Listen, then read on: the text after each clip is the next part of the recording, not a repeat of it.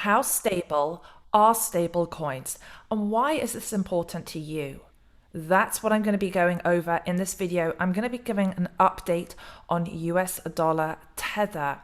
And my instinct is it's a feeling that I keep having around USDT that isn't going away.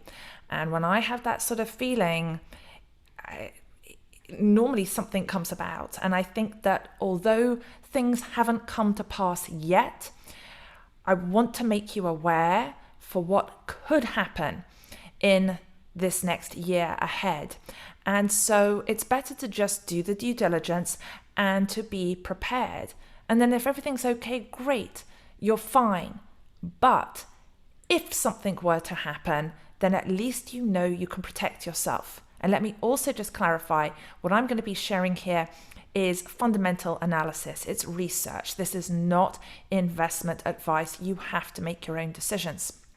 I'm Joanna Garzilli.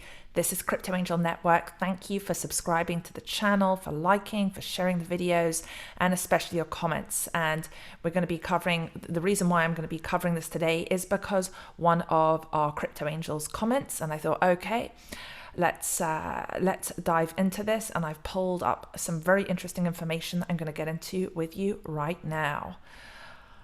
Okay, so let's start off with this comment here from Johnny Walker. No relationship to the whiskey, I guess. So Johnny says, planning to open an account with Gate.io. Was there any issues transferring or withdrawing cryptocurrency to the exchange? I've heard so many issues on Reddit. And so I want to be able to get into this with you, and let me just share a little bit more about what my experience has been with Gate. So I'm going to go ahead. I'm going to be pulling up two things here. Let me just hop over here to the exchanges. So in the last 24 hours, I was, for those of you who already subscribed to the channel, you know I've been a big fan of Gate Exchange. I've been using it a lot. And then I started to come across some information as I went into more research, because a lot of the trading pairs of the tokens that they have are the trading pairs are US dollar Tether. And US dollar Tether right now, the market cap, I think it's around 60 billion. And sort of how people out there speak about the Federal Reserve going and constantly printing more US dollar, but that is connected, I guess, to the central bank and to the government. Here, with US dollar Tether, there are 5 individuals who run Tether, and that they are also, there is a conflict of interest, because they also the same people run Bitfinex Exchange, which you can see right here. And Bitfinex came under investigation by the New York Attorney General back in 2017. They said, oh, there's no correlation between Bitfinex and US dollar Tether. Everything is totally separate. But when a number of their clients from Bitfinex experienced, they had around $800 million in losses, they went and took funds from US dollar Tether to go and cover the losses in Bitfinex. You can't, if this was regulated, you could not go and mix up those funds. You have to ring fence each organization, each company. This would be absolutely illegal if it was regulated under the SEC. And so for those of you who are newer to crypto, definitely stick with me through this to the end. And then at least after you've seen what I'm going to share with you here, then you can make your own informed choice. Because with clarity, then whatever you decide, when you go to sleep at night, you can feel good about your decision. Now, ever since I did my initial research on US dollar Tether, and I was in a number of different cryptocurrencies on Gate Exchange that are all USDT trading pairs, and that is the only option. There wasn't the option with some of these trading pairs to do it with Bitcoin or do it with Ethereum. Now, on Friday, it was like right around the 4th, Friday the 4th to Saturday the 5th of June. I went through a very intense 12 hours where there were all these warnings. It said, if you're a US citizen, you can't trade on here. You have to get off the exchange. All I could trade was my Gate token, and all my fears from my research. I think this is a warning sign. I think that there are some deeper issues here, and I see Gate adding. I was very excited initially because I thought they're adding all these great projects. These are strong projects. They have good startup stuff. I can't participate on Binance.com, but I can on Gate. But now I'm finding that they are starting to do things at an alarming pace. And the fact that everything was frozen for me for over 12 hours. And then when I did go to US dollar Tether and I tried to move that off of the exchange onto Binance US, it said there was this slow queue. It was going to take, I don't know how long. It just said slow queue, can't process your transaction right now. And that was really scary for me. So what I managed to do somehow, again, some of the actions were working in Gate for me, where I was able to transfer it to trade USDT to Bitcoin, and then I got the Bitcoin off of the exchange. And let me just go through more details with you here why I can no longer advocate for loving Gate and using Gate. Some of you here in our community are saying that you're having no issues. Great, fantastic. I hope no issues come up. But my gut instinct from the research I've done, I'm feeling very, very uneasy. And my day job, how I have been paid professionally for many, many years as an intuitive. And a lot of the time, my gut instinct is correct. Majority of the time. It's different from trading. It's very hard to do it with predicting markets because it's so volatile. But over the years, I've had where I've worked with a client, I've tuned into something, I've said, here's what I see as a potential future, a potential outcome. And at the time, that client would say to me, Joanna, what are you talking about? That makes no sense. Or I just don't see how that's possible, or that's not going to happen. And they would maybe get a little bit snippy with me. It was very uncomfortable. I felt bad. Gosh, maybe I'm totally wrong here. But fast forward a year later, fast forward 2-3 years later, Joanna, at the time when you said that, I thought, you're totally wrong. This just doesn't make sense. You're not a good intuitive. You're not a good psychic. And but actually we're right. And for me, I don't care about being right or wrong. I mean, a number of years ago, my ego, the fear of being wrong. But for me, the most important thing, it's just that I can help the person get to a place of clarity and empowered choice. It's not that, I want to be right. I just want to make sure I feel a sense of responsibility when I'm sharing information. So again, I do feel, because I was singing Gates praises, because I was using it, I want to make sure that you protect yourselves in whatever you do. So in the last 24 hours, we can see here on the rankings of the cryptocurrency exchanges, Binance still a number 1 spot. Coinbase got knocked off of the number 2 spot, and her boy Global moved up.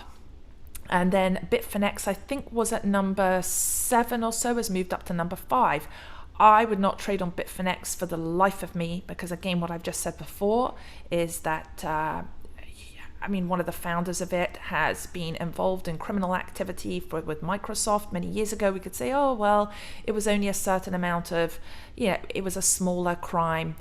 But I think if anyone is committing any type of crime, if you can do a small crime, you can do a big crime. And that's different between making a mistake and innocently messing up with something and then rationalizing that it's okay to go and screw people over. And that's what I think is happening here. So we can see here that Gate.io was, I think yesterday was in the number 6 spot, number 5 or number 6 spot, and it has moved down to number 9. Now, since the last video I did in the last 24 hours, they have added over another 20 tokens. By far, they have the most amount of tokens here. This is making, again, you think, great, more and more tokens, but this is a red flag to me. This is making me concerned because the majority of these are in US dollar Tether. And something happens to US dollar Tether, and unless say a token gets onto a major accepted exchange that is compliant with the SEC. This is where I go back to my other video.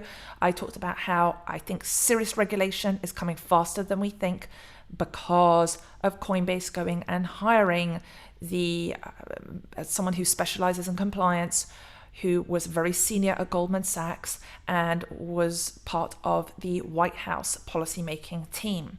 And I know that Coinbase has been complying with the Attorney General of New York. And whereas Gate hasn't, Binance hasn't. And so here we can see the Gate was trading at around, they were doing over $1 billion in volume. They've just popped down to 890 million here. So more tokens, but less volume being traded here. So now what I want to do is hop over to this very important information, and I think this gives a fantastic summary, an update on what is happening with Tether, and we're going to go through this piece by piece, and then at least you can make an informed choice for yourself moving forward. But I would just say, whatever you have with your portfolio, if you are going to have trading pairs with US dollar Tether, just be prepared to be able to afford to lose it. Unless, say, for example, the other thing that could happen is where you could take that token, if you're really good at using the decentralized exchanges like some of you are, with, say, Uniswap or PancakeSwap, or where some of the exchanges, for example, Shiba or Doge, or I'm trying to think what else, or Harmony, where you can go and trade on those particular exchanges. You can take those tokens and you can do swaps on those specific ecosystems where you don't need US dollar Tether. But if it is US dollar Tether only, I would be very, very careful. Maybe not immediately now, but I'm saying just watch in these months ahead, because I think this is a time bomb that is ticking. So this article is from Jordan Atkins, and from all my research out there, I think this is an excellent, really, there's some excellent research in here. And I want to show you something that it blew my mind when I saw it, and it gave me more clarity. So, stable coins, right? We have Tether. We also have US dollar coin, which comes from within the Coinbase ecosystem, and it is officially audited by a US company. It is certified there. They're not printing endlessly, whereas Tether does not have the certification. Tether has been backed, like their financial backing is from the Panamanian Bank. So this is, again, no negative on Panama per se. I'm just saying they couldn't get a single bank in the US to be able to back them. And that is a red flag for me. Okay, so, the so-called stablecoins, are they backed by anything at all? Now, just to give you an example, say, for example, Shiba, because I have Shiba coin, Shiba token, Shiba Inu, where they are launching Shiba Swap. And so their stable coin, you could say, is Leash. And Leash is only available on Uniswap. But that price on that, it fluctuated. I think it came on the market around 1,500. It had a high of around 2,700, and then it went back down again because of the fluctuations and the recent crash with Bitcoin. But that, you could say that Leash is a form of a stable coin for the Shiba ecosystem. So let's just go down here. Scheme has been so successful that we're talking about here, Tether, that companies like Bitfinex, right? So Bitfinex connected with Tether, Binance, FTX, the largest recipients of newly minted Tether. And they are sort of doing where this idea, people say, well, we want Bitcoin, we want DeFi because we don't like what's happening with the endless printing of the US dollar. Well, unfortunately, Tether is doing endless amounts of printing. Like, how is this printing of these funds justified? What is really creating stability and backing for these cryptos? Now, I think another important thing to zoom out and look at, where let's say, for example, Tether, more is revealed and they get a really more than an $18 million fine like they had back in February, but something much, much bigger. And this idea of, could this crash the entire crypto sphere? Could everything go upside down? Would Bitcoin go down to, say, $1,000, which is something I think that was mentioned here in this article? And I don't think so. Again, I feel that Coinbase is very aware of certain things that are happening, and I just have a feeling that they know information and they are prepared. They are really preparing to like, everything isn't going to go upside down. Coinbase will be a huge will have an element of stability there. And then you've got to remember that all these institutions that are coming into Bitcoin and all the ETFs and more starting to be traded on NASDAQ and be part of where fund managers now are including a percentage of digital assets into their portfolios, that Bitcoin is going to be safe and blockchain at large will be safe because there's now ETFs coming for Cardano, there are for Ethereum. So this, if something happens with USDT, I don't think that it's going to affect the industry at large. Maybe there could be a temporary crash, but in the long run, everything, it will then come back on board and things will smooth out and we will see certain people get into a lot of trouble. So, for example, here, FTX just paid $135 million for the naming rights to American Airlines Arena, home to the Miami Heat. And this is interesting. Again, this connects them because they are using so much Tether. So I think the positive thing is, yes, we're taking crypto mainstream. It's exciting to be able to look at the floor of the arena and just know that crypto is going mainstream. But, I just really hope that this is the hard part of things. I do think there's going to be some type of shake-up, and I just wonder which some of these exchanges are going to be targeted. I think we could see some major upsets of big exchanges if they don't comply, going upside down. And so to me, again, from this is just my personal opinion, is that this is very much an economic war that is happening, and there are always, in any industry, there are criminals, there are criminal elements to things. So Tether's in a circle. Let's get to this. Remember when Tether released its one-page reserve report showing that 74.85% of Tether's reserve was in cash and cash equivalents. Only 3.8% of that was cash. This is what I'm saying.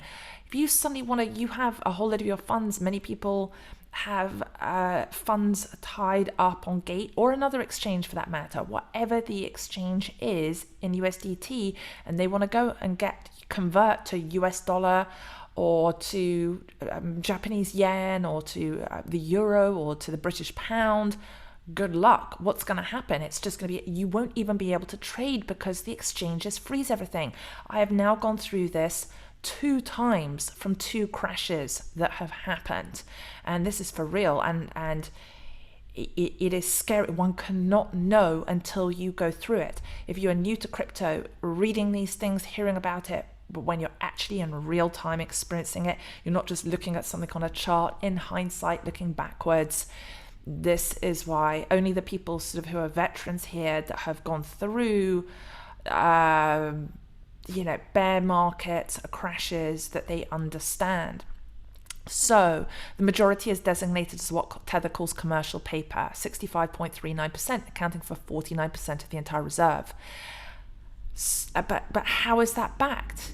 What is it backed by? Commercial paper is a type of short-term and usually unsecured debt. Unsecured, typically issued by one entity to another to cover short-term obligations. Critically, though, there's another category in Tether's breakdown which covers secured loans, and those are specifically designated as not given to affiliated entities. This implies that the other categories, including commercial paper only, may be with its sister company Bitfinex. Well, Bitfinex, was pulling from US dollar Tether. How is the security there with that exchange? And they are registered offshore in the Cayman Islands, and they have multiple offshore accounts. And so if they want to go and disappear and the SHIT hits the fan, good luck going after them. We have seen enough scams over the years of, what was it, that one thing, or, you know, the woman that had the PhDs. I'm trying to remember, if you look up for the Bitcoin, not the Bitcoin scam, but that massive scam. People were scammed out of billions of dollars. So we think it can't happen because when something gets so big and so many people are involved, but it can. Tether is something of a nexus between major players in the industry, large and small.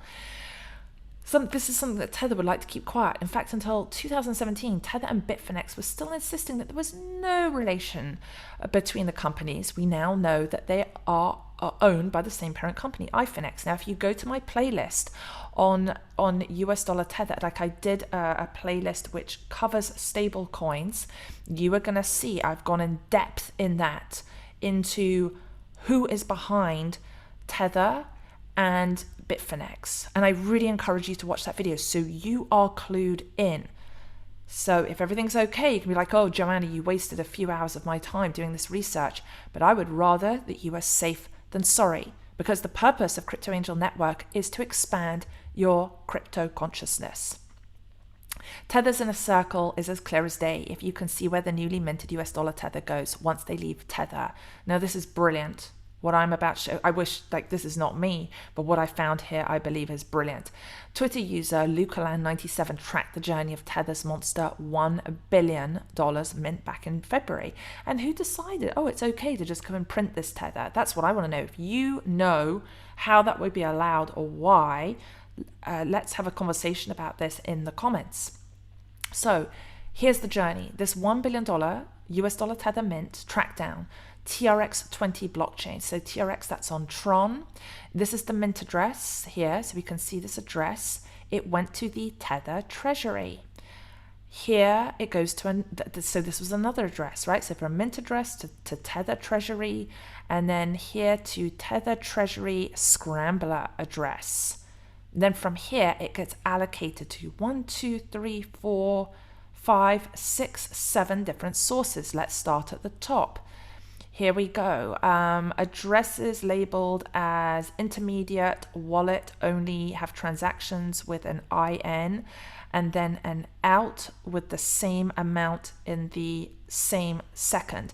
So we got 27 million, plus 28 million, plus 25 million, plus 35 million, 56 million, 37 million, 55 million, 80 million, 32 million, and 50 million to Binance. Then we had 6.9 million, 3 million, 6 million, 5 million, 5 million to an intermediate wallet between Tether and Bitfinex. This feels a little bit weird to me, a little bit sketchy. I mean, why to an intermediate wallet between Tether and Bitfinex? Why do you need to do that if it needs to be totally separate? And then boom, to Bitfinex Exchange. We went to another wallet. We had 100,000, smaller amount. Intermediate wallet between Tether and Huobi Exchange, right? Huobi is the number 2 exchange. That's why I wanted to show you all the top exchanges right now. And then boom, into Huobi's wallet. We had 3.5 million into an intermediate wallet between Tether and Renrenbit. And I didn't look at where they were on, I'll look at that another time. I know that they're on that list of exchanges. And then we got 2 more here, 200 million, bigger amounts, 100 million, 100 million, 150 million. Intermediate wallet between Tether and FTX. And this was, remember, the FTX has just gone and paid for those naming rights for the Miami Heat Stadium. And then we've got 1.1 million in an intermediate wallet between Tether and Binance 2. Is Binance 2 for Binance US, I think. Oh, and another wallet here. Here's the last one. 7.8 million intermediate wallet between Tether and Bitfinex again. So another one, another Bitfinex here. Y2 for, right? Hang on, where was that for Bitfinex? Yeah, up here. We've got in this address these massive amounts between Tether and Bitfinex. And then again, the same, another address here, split up, just not as large an amount. And then you can see from here, the 7.8 million. Let's follow this all the way back up. And it goes into Bitfinex. It's coming from 2 different angles here. Who is regulating this? How is this verified? How is this okay? And actually, let's just take a minute here to just go back. Let's just go back here. If I can just come here. I want this to, hang on a sec. I want to show you this with the exchanges. I just want to this is when I just wish with technology. Come on. I can't move here. Let me move this down. I can't move this down. It won't let me do it. Okay. I'm just let it be. I want you to just have in your mind, in your head, what we looked at before. There we go. Oh my God. Do you see that? I can't do it. I wanted to look at between the, that list of those exchanges there and just seeing how many overall. Actually, let's just go like this. We can do it like this here, and then I can move this back up. I just wanted to just zoom out and look at this, right? To Huboy Exchange there, where they had this Tether come onto the exchange, 31 million, Huboy, 8 million, Bitfinex, almost 2 million, the KuCoin, right, 1.5 million, Binance US, 1.18 million. Gate wasn't included in that, and then it's further down. I think the Ren. I guess that's a smaller. That's not even showing up on here. The Ren exchange. As we go through that, far down. I didn't even see that here. Rakenju. It's a different one. I think that's one out in Asia. I just can't see that there with that. So on this particular allocation, it did not go to. It didn't go to Bittrex. It didn't go to Coinbase. It didn't go to Gate, actually, on this transfer. The largest destination for this particular print was FTC and offshore exchange. Again, I always just I understand, number of businesses offshore, but if you've ever watched The Laundromat with Meryl Streep and Antonio Banderas and on Netflix, that you will see that, if there's going to be money laundering anywhere, it's going to be offshore. And of course, there's legitimate companies offshore because they want to save themselves with taxes. But this makes me very, very concerned. What happens to Tether once it lands in the wallets of these select few exchanges? In theory, Tether should only be minted by in accordance with demand from investors using USDT as a medium exchange to introduce their fiat capital into digital assets without needing to sacrifice the stability afforded by the dollar. However, study published in the Journal of Finance in 2020, this isn't what is happening. The study found that in the case of Bitfinex, more than half of the exchange of USDT for Bitcoin at Bitfinex is associated with one large player, which would indicate that the USDT which propagates throughout the market is not the result of many investors using Bitfinex to purchase USDT for cash. This is a big problem. Here we go. Following periods of negative returns, Tether flows from Bitfinex to Poloniex and Bittrex, and in exchange, Bitcoin is sent back to Bitfinex. When there are positive net hourly flows from Bitfinex to Poloniex and Bittrex, Bitcoin prices move up over the next 3 hours, resulting in predictably high Bitcoin returns. The price impact is present after periods of negative returns and periods following the printing of Tether. That is when there is likely an oversupply of Tether in the system. And this is where, when these exchanges, and there isn't regulation, and we know a certain amount is being printed, and people can go and trade and manipulate the markets, this is where, if you are doing leverage trading, it is extremely dangerous unless you are doing a very, very conservative stop loss. This phenomenon strongly suggests that the price effect is driven by Tether issuances. Additionally, the price impact is strongly linked to trading of the one large player and not to other accounts on Poloniex, Bittrex, or other Tether exchanges. It isn't known what Tether is accepting from these platforms in exchange for the USDT, though in the case of the sister company Bitfinex, we can see the New York Attorney General's complaint that the two send enormous amounts of assets between one another without so much as a second thought. This is the kind of thing that would be almost immediately identifiable if Tether would actually release a third-party audit, which they won't. They're refusing to. Why are they refusing to do that? What are they hiding? But in light of the gaping holes in Tether's account of its reserves, one has to wonder if the payment for newly minted Tether is finding its way into Tether's reserve as commercial paper, or even worse, as digital assets. This is a form of money laundering. That's what it looks like to me. They're finding loopholes here. And this is where I think that there does need to be some type of regulation in place, because people in retail on a daily basis are losing money, especially new traders coming in. They get greedy or they get excited, they buy in, they do leverage trades, and the money is going straight back. It is a form of gambling. It is sort of like where Tether is acting as the house in a casino for a high roller table in Las Vegas, and the house always works against you unless you are going into tokens that have strong fundamentals, that are, you're hodling, you're doing something that is backed by something.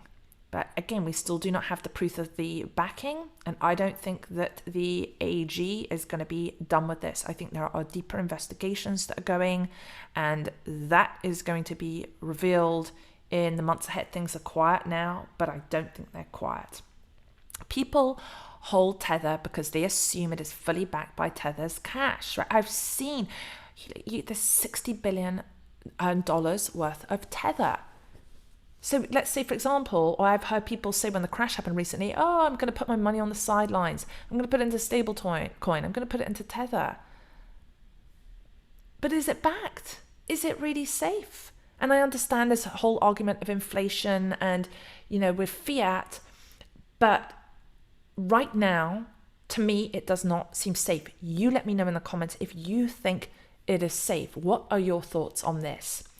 So, as shown by the Journal of Finance study to purchase Bitcoin, and the price of Bitcoin has depended for years on how much USDT is being minted at a given time. And Tether has more trading volume than the next three, Bitcoin, Ethereum, and XRP combined. But I do think, again, what I said at the beginning, the bigger picture, that this is not going to be a huge issue. There could be a temporary glitch when this stuff starts to get regulated, but for longer term, this does not mean that this is going to crash Bitcoin and crypto at large. What started as worried speculation has morphed into awareness of an impending crisis in the digital asset industry, and in particular the Bitcoin community. If you still aren't convinced that the industry-wide and beyond exposure to Tether scam, documents revealed by the New York Attorney General, so I covered that. If you go to my playlist on US dollar Tether, you're going to see I went into detail on that investigation if you want to get up to speed on what's happened. That CFO Giancarlo Devanisi was worried about this precise thing. Should client withdrawals be suspended from Bitfinex? And he is the one who, back in the 90s, was doing criminal activity. He was scamming people with Microsoft, and he got slapped with some fines in the thousands of dollars, and he had to step down from his position. Nothing massive. But when I've researched him online, when I've researched the founder, each one of these core people from Bitfinex, from Tether, it's a LinkedIn profile. There's no true history. It's just 30 years experience working in finance. But where's the proper evidence? When you just say, I'm just doing this, I'm an expert in this space. But there's again, where is the backing for that? So look at this. Here's these messages. Merlin says, I need to provide customers with precise answers at this point. Can't just kick the can a little more. And then Merlin, the international, CCC, I will keep you posted here, CCC, on the process of all international payments. Merlin, please understand, all this could be extremely dangerous for everybody, the entire crypto community. Merlin says Bitcoin could tank to below 1K if we don't act quickly. Well, I think again, that was back then. That would not happen now. That just wouldn't, because of all the massive institutions that have come into the space, and the SEC are approving now a number of ETFs within the space. So I don't believe that type of scenario would happen. But back before, the huge amount of institutions have come in this past year, 2020. But prior to that, when this was happening in 2018 and they weren't in the space, yes, that would make sense. These select exchanges form a critical pillar of the Tether scam. Tether is in the business of printing money, but exchanges like Binance and FTX are where the US dollar Tether is turned into real value. Isn't that money laundering? Therefore, it's in Tether's interest to rescue these entities in times of need. Like earlier this month, which saw a digital asset sell-off, which wiped 50% of digital asset prices almost overnight. In the ensuing chaos on May the 21st, the block reported that FTX was suddenly in the middle of a funding round worth up to $1 billion US. Despite the report being supported by 3 unnamed sources, there is no hint as to who is leading the funding round, and details on its purpose are vague. I mean, typically when you have a round of funding, it is regulated. You have to put a proper paper forth. Just like what Michael Saylor's doing right now with this $500 million secured note for 2028.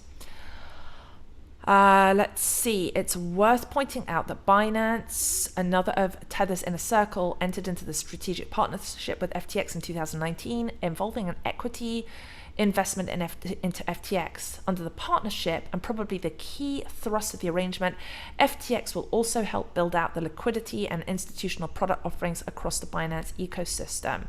And then the very next day, on May 22nd, Tether minted $1 billion USDT. So the answer here is saying the answer to this mess is stablecoin regulation, and I do agree with that. And I think it's just, it's tough because we have the decentralized exchanges and people who are responsible and doing things in a right way. We don't want to have, say, the government breathing down our neck and restricting people from being innovative and having capital markets.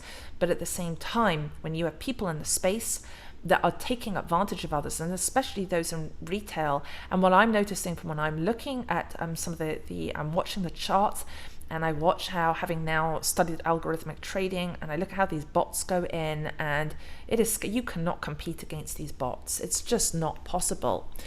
Tether has managed to reach its current position in the market by disguising itself as a stablecoin, and I think this is a brilliant summary by Jonathan. I mean, I resonate with that 100%. I think Tether is some as you refer to as it's an SHIT coin, something which Tether itself used to define as a coin backed by cash reserves at a rate of 1-to-1. Well, we just know the evidence is there that it is not. It is not. We have to wake up to this. We can sweep it under the rug. It's like spraying air freshener when there's, when there's some poo on the floor. Oh, let's just put the poo under the rug. Yeah, I'm sorry. I just think Tether is the poo here, and we've got to stop spraying the air freshener. The air freshener is like, let's just go and print some more, and let's have some nice press releases, and let's rah, rah, rah. Let's just do another interview, just going, hey, we're at some conference, we're on a yacht. I don't think that's going to cut it in the long run. Something which Tether itself used to, the purchase of, however, in reality, the true makeup of Tether's reserves are anyone's guess. And again, this is where the clock is ticking. At some point, they are going to have to provide hard evidence. They paid a fine, unless the SEC sort of capitulates and just goes, okay, we're just going to give you another slap on the wrist, another fine, and that they end up being corrupt as well and let them get away with it. But I would be surprised if that happens. Even taking Tether's pie charts as face value, we can say it holds no more than 4% of its reserve in cash.